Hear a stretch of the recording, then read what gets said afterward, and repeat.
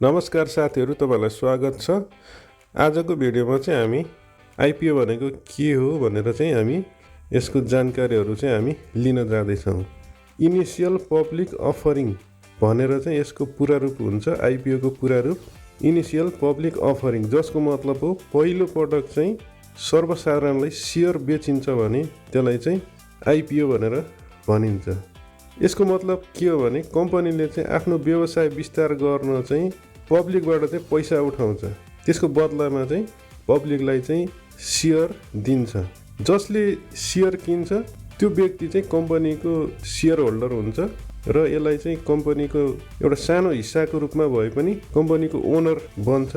र कम्पनीहरूले चाहिँ आइपिओ निकाल्नुको मुख्य कारण भनेको चाहिँ कम्पनीहरूको व्यवसाय विस्तार गर्नु परेमा र त्यसै गरिकन कुनै नयाँ प्रोजेक्टहरू चाहिँ सुरु गर्नु छ भने त्यस्तो प्रोजेक्ट सुरु गर्नको लागि र त्यसै गरिकन कम्पनीको ऋण धेरै छ भनेदेखि त्यस्तो अवस्थामा ऋण तिर्न अथवा ऋण घटाउन पनि आइपिओ को निष्कासन गरिराखेको हुन्छन्। र त्यसै गरिकन कतिपय कम्पनीहरूले चाहिँ प्राइभेट कम्पनीहरूलाई चाहिँ पब्लिक कम्पनी बनाउनको लागि पनि आइपिओ निष्कासन गरिन्छ। आइपिओ निष्कासन गरिसकेपछि पब्लिकले शेयर किन्ने भएको कारणले गर्दा प्राइभेट कम्पनीहरू चाहिँ पब्लिक कम्पनी बन्न जान्छन् र प्राइभेट व्यक्तिहरूको मात्र पहिला शेयर हुन्थ्यो प्राइभेट कम्पनीमा भनेदेखि आइपिओ निकालिसकेपछि त्यो कम्पनी चाहिँ पब्लिक कम्पनी बन्ने भएको कारणले गर्दाखेरि त्यसको लागि पनि कम्पनीहरूले चाहिँ आइपिओ निकाल्ने गर्छन्। र यसरी कम्पनीहरूले चाहिँ कतिपय अवस्थामा ब्याङ्कबाट ऋण लिएर उनीहरूको व्यवसाय विस्तार गर्ने, नयाँ प्रोजेक्ट सुरु गर्ने, कम्पनीलाई पब्लिक लिमिटेड कम्पनी बनाउने, ऋण तिर्ने उद्देश्यहरूको लागि चाहिँ ऋण लिएर यो उद्देश्य पूरा गर्नुभन्दा उनीहरूले चाहिँ जनताबाट लगानी उठाउँछन् अनि त्यो लगानी उठाएर चाहिँ उनीहरूले आफ्नो उद्देश्य चाहिँ पूरा गर्दछन्। यो कारणले चाहिँ आइपिओहरू निष्कासन गरिन्छ।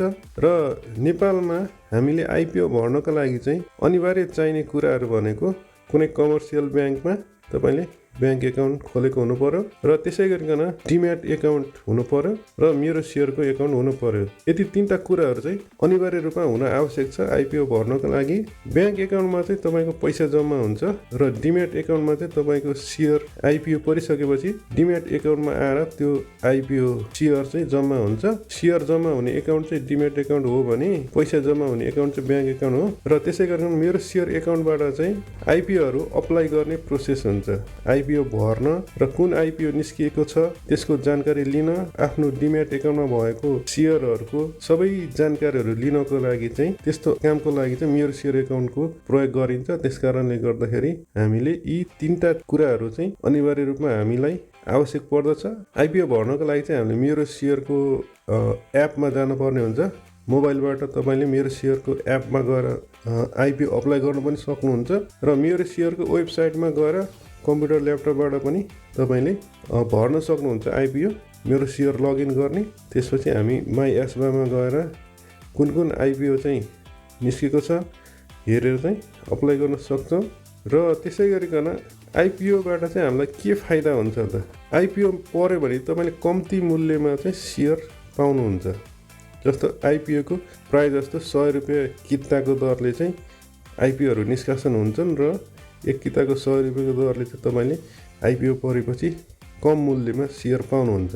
आइपिओमा परेको तपाईँको शेयरको चाहिँ जब नेप्सेमा लिस्ट हुन्छ, बजारमा लिस्ट भइसकेपछि बजारमा मूल्य बढ्दै जान्छ।